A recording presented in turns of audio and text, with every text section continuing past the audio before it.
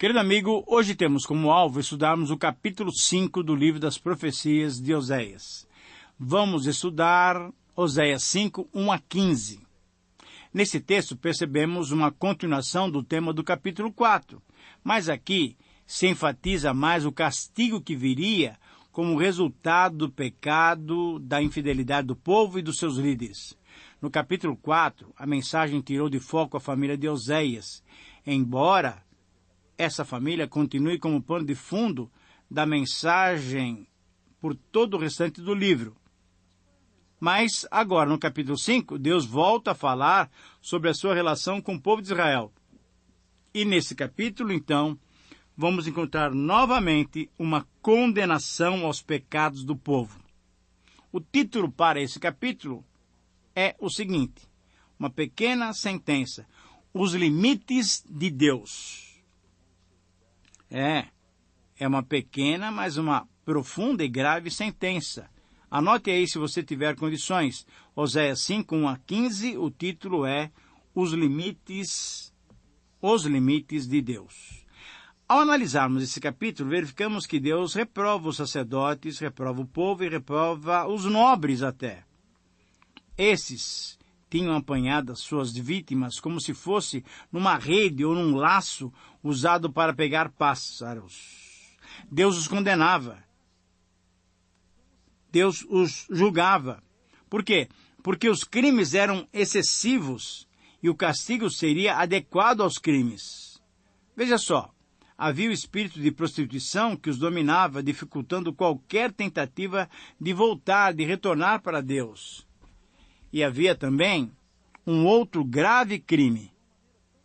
Faltava-lhes o conhecimento de Deus. Como consequência do pecado, Israel ou Efraim cairia. Judá também seria castigado, isto é, o Reino do Sul também seria castigado. O povo buscaria o Senhor em vão, porque ele já se retirara deles. Nós podemos ver isso, por exemplo, em Ezequiel, capítulos 8, 9 e 10. Como Gomer tinha concebido filhos de outros homens, Israel teve filhos que não eram do Senhor. Deus, então, castigaria tanto Israel como Judá. E esse trecho trata os dois países de uma maneira igual, mostrando que a ira de Deus não seria dirigida apenas ao Reino do Norte. Tocar as trombetas de alarme nesses lugares, isso é, Gibeá e Ramá, sugere provavelmente que os assírios já tinham passado pelo meio de Israel e estavam chegando perto de Judá. Era uma profecia de como seria o castigo contra Israel, mas era uma ameaça contra Judá também. Deus acusou os príncipes de Judá de mudar os marcos, por isso eles seriam castigados.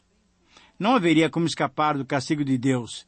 Israel tentou fazer um acordo com a Assíria, mas não adiantou. Ninguém é capaz de resistir à sentença de Deus.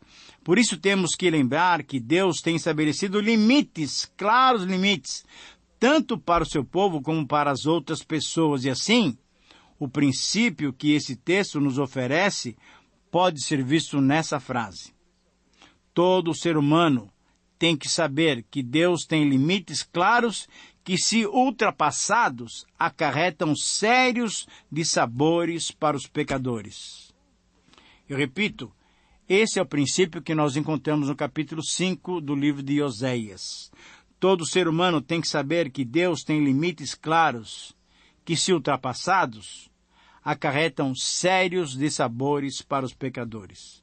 E nesse texto nós vamos encontrar 3 dissabores que experimentam aqueles que ultrapassam os limites de Deus. O primeiro dissabor é experimentado pelos 3 grupos responsáveis pelo povo. Versículos 1 a 3. E aqui nós temos o dissabor dos sacerdotes, dos chefes das clãs, também chamado Casa de Israel, e o dissabor experimentado pela família real, isto é, a casa do rei. Diz assim o texto: ouvi, ó sacerdotes, escutai, ó casa de Israel, e dai ouvidos, ó casa do rei, porque esse juízo é contra vós outros, visto que fostes um laço em Mispá e rede estendida sobre o Tabor. Na prática de excessos vos aprofundastes. Mas eu castigarei todos eles, Conheço Efraim e Israel, não me está oculto, porque agora te tens prostituído, ó Efraim e Israel. Tu estás contaminado. As acusações, querido amigo, são colocadas objetivamente. Os cultos israelitas não mudaram e uma vez mais o profeta traz uma mensagem contra os líderes de Israel. No verso 1, há uma citação chamando a atenção dos 3 grupos responsáveis pelo povo. Os sacerdotes, os chefes das clãs, isto é, a casa de Israel, e a família real, isto é, a casa do rei. A acusação é dura e pode ser entendida de 2 maneiras. É contra vocês o juízo, ou então pode-se entender, porque a justiça é vossa responsabilidade. E vocês não têm cumprido a justiça.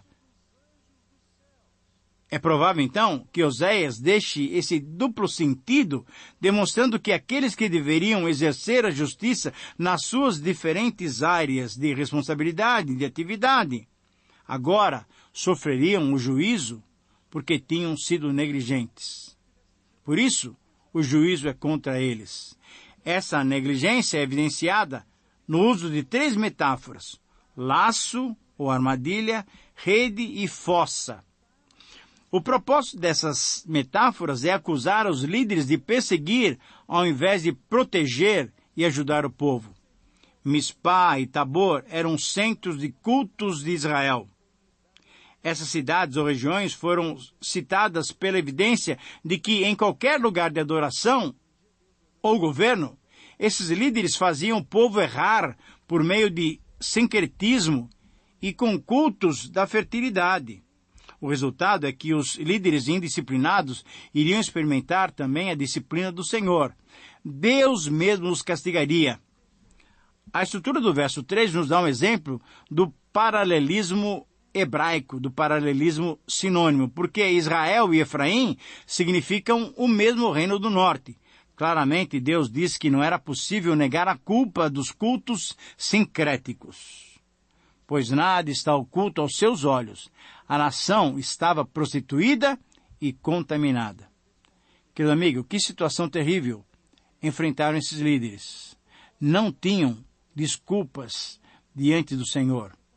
Será que muitas vezes, em sua vida, em minha vida, nós somos culpados e não temos como nos desculpar diante de Deus?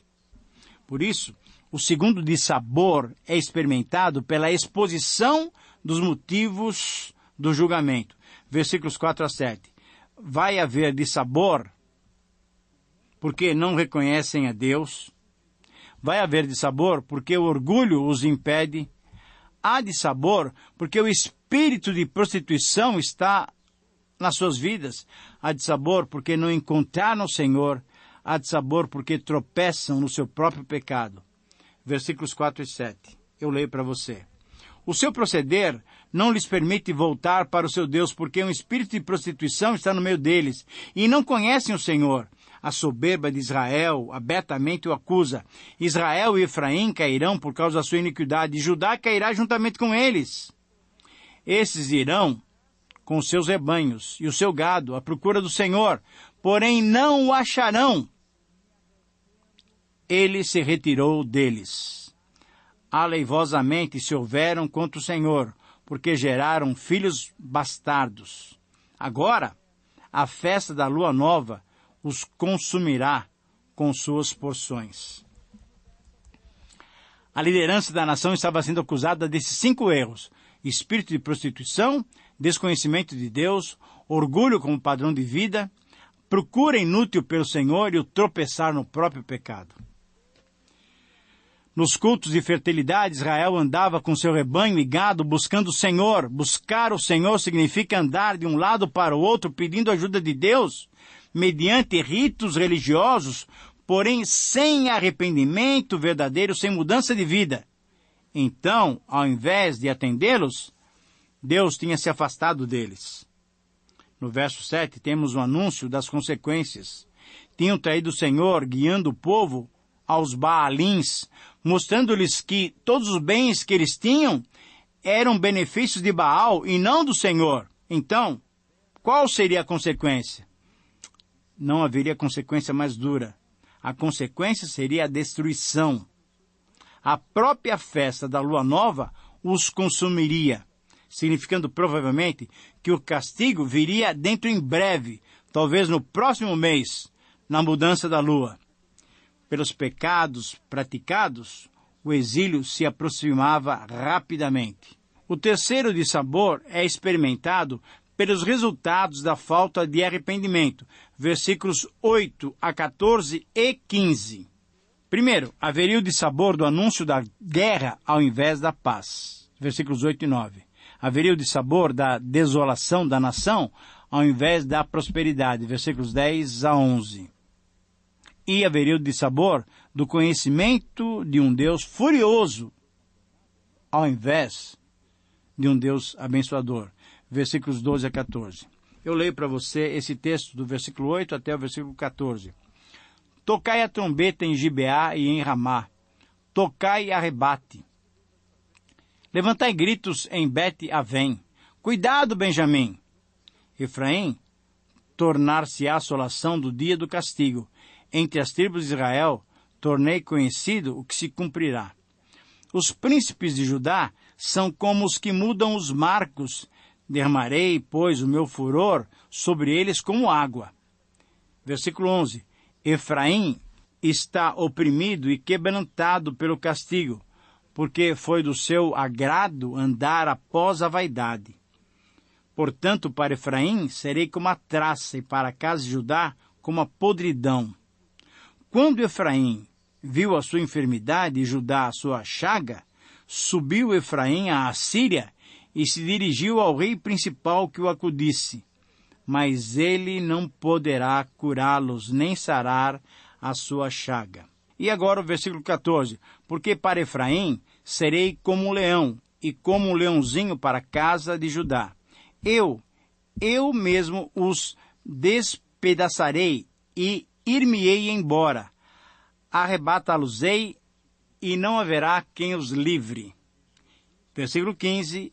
Irei e voltarei para o meu lugar, até que se reconheçam culpados e busquem a minha face, estando eles angustiados, cedo me buscarão.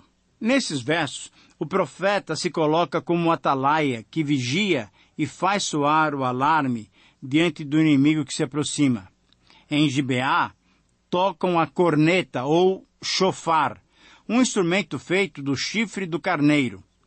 E em Ramá, tocam a trombeta, um instrumento reto, feito de metal, normalmente de prata.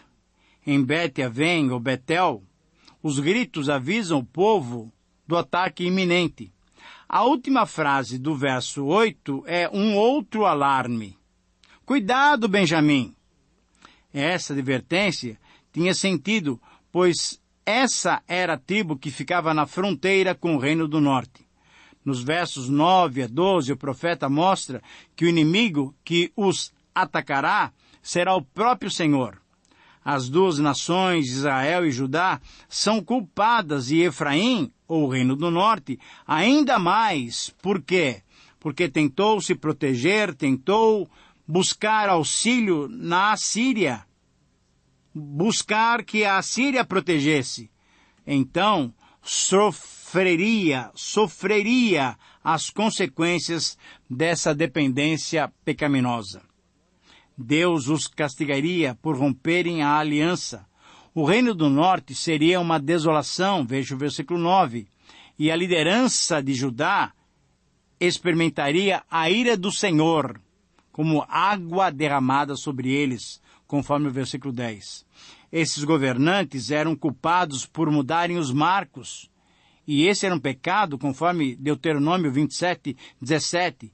E essa invasão assíria os deixaria feridos e fracos.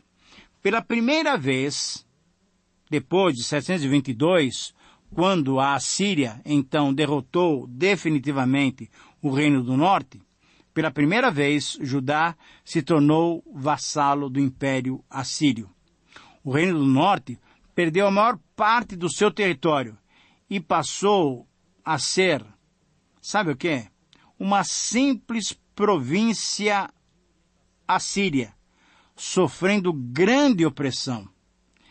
Querido amigo, essa era a consequência de procurar refúgio em Baal e não no Senhor. O verso 12 ainda mostra o juízo de Deus ao se tornar com uma traça e podridão contra as duas nações, conforme o relato do segundo livro dos Reis, capítulos 14 a 17, pensaram que a solução seria política e assim assassinaram Peca e colocaram Oséias. Agora, Oséias era o rei e não o profeta. Colocaram esse Oséias como rei, mas esse Oséias se rendeu à Assíria enviando tributos a Tiglat-Pileser. Oséias, o rei, creu que esse procedimento era a única esperança do seu reino. Porém, o profeta Oséias tinha uma outra visão. A Assíria, cujo símbolo de poder era o leão, não poderia livrar nem o reino do norte, nem o reino do sul do seu verdadeiro opositor. E sabe quem era esse opositor? Era Deus. O leão que Israel deveria ter medo, que deveria temer, era Deus. Judá também deveria temer o leãozinho. Portanto, em resumo, a mensagem de Deus para o seu povo é que as duas nações não se voltassem para ele. É que, se as duas nações não se voltassem para ele, não haveriam como escapar. O juízo de Deus aconteceria. Primeiro aconteceu com Israel em 722 a.C. e depois de 136 anos, em 586, aconteceu com Judá. Muito bem, chegamos ao final e agora, com o versículo 15, podemos concluir. A pessoa que se entrega ao pecado enfrenta uma barreira dentro de si para voltar ao Senhor. Vicia-se no pecado, o próprio pecado e o prazer dele prendem o pecador. O pecador frequentemente se sente incapaz de se livrar do erro. Só voltando ao Senhor, só pedindo a graça e a misericórdia do Senhor, é que ele poderá se voltar. E quando ele volta, Deus está aberto para lhe perdoar. Os pecados de Israel e Judá sugerem uma aplicação pessoal para nós. Deus define os limites. Os homens não têm direito de mudar os marcos de Deus.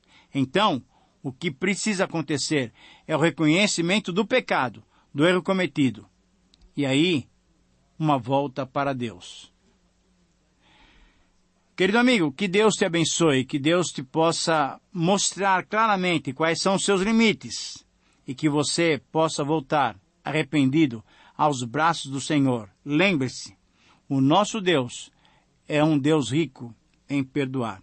Que o Senhor te abençoe, um grande abraço e até o próximo programa.